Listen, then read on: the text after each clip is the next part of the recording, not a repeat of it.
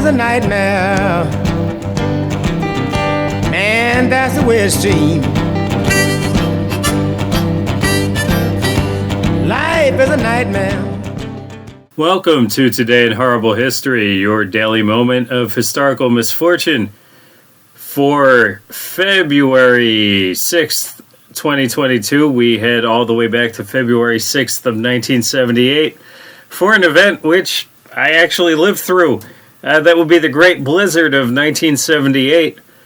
Now, I was turning 7 years old when this event happened, within days of this event, so forgive me if my recollections were a little fuzzy, and I'm going to wing it a little bit here.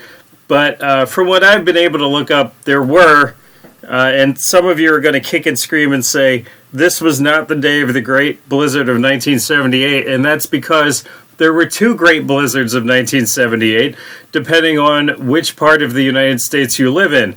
If you live on the East Coast like I do, and you live in the Middle Atlantic states in New England, February 6th of 1978 was your Great Blizzard. That's the one that you remember. That's the one that stuck with you.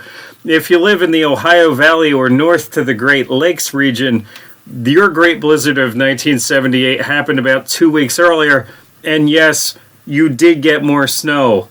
But no, not as many people were killed, I imagine, because you have... Maybe you have people who are a little more used to the snow, but you also have a smaller population out that way, for the most part. And there weren't the winds, the crazy winds that there were on the East Coast. So in any event, it started snowing on the evening of February 6th, 1978, in a way that it seldom does anywhere. The storm dumped along the I-95 corridor of the northeastern United States between 16 and well over 20 inches of snow in a bit less than a day. And this shut things down. Shut them down in a 1970s fashion, which you really can't imagine today. Remember, there's no internet. There's at least no World Wide Web. No, there was no World Wide Web. There was basically no internet. Nobody that you knew had an email address. That wasn't happening. There was no teleconferencing.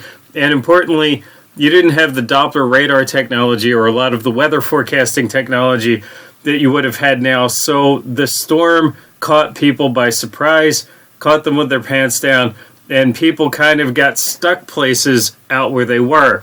In Boston, a popular hockey tournament was happening, and 11,000 people got stuck in a hockey arena for multiple days, eating nothing but hot dogs from the concession stand because they had to live in the hockey arena for multiple days before they could get home. There was no public transit. There was not people being dug out of places. There were over 3,500 cars abandoned on I-95.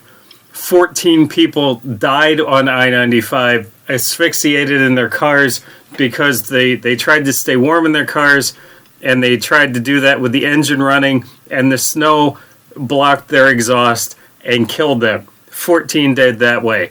An estimated 100 people died on the East Coast as a result of this storm. Things were generally shut down for the better part of a week. There was no school for most people. There was no going to work. Again, there's no teleconferencing. There's no internet. And you might notice that there's a dearth of photos and video for me to show you from this storm, because in 1978, shut down meant a different thing than it does now. Any photos that I'm showing you that are actual photos from the East Coast from that time are photos that people took with film cameras. They probably already had the film at home because they probably weren't getting to the store to buy any.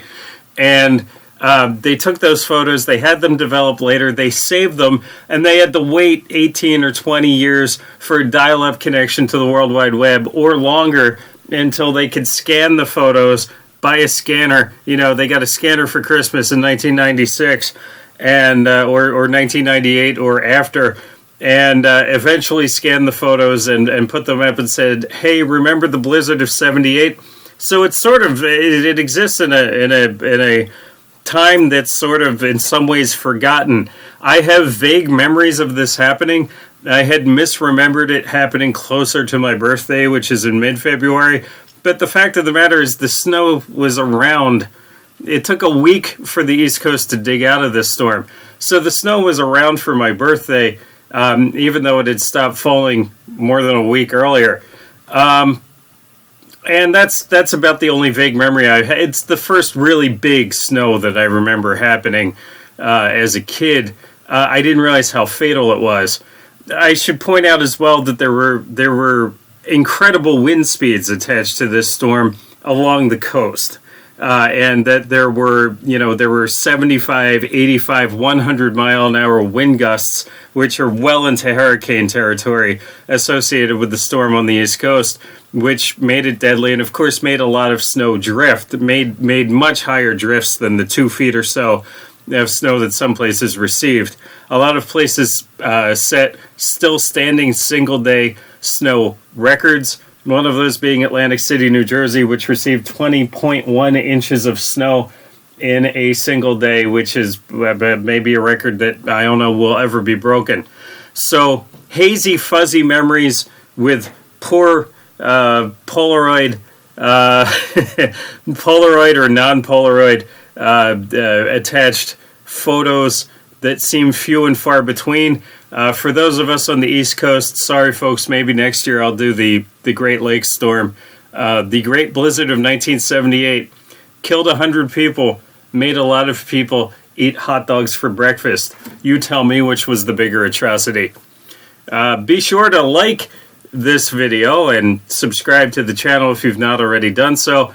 This is our haziest of Today in Horrible Histories. Just remember, when you watch the channel, the rest of your life, the rest of the day, seems better by comparison. Take care, folks. Life is a nightmare. Man, that's the way it seems. Life is a nightmare.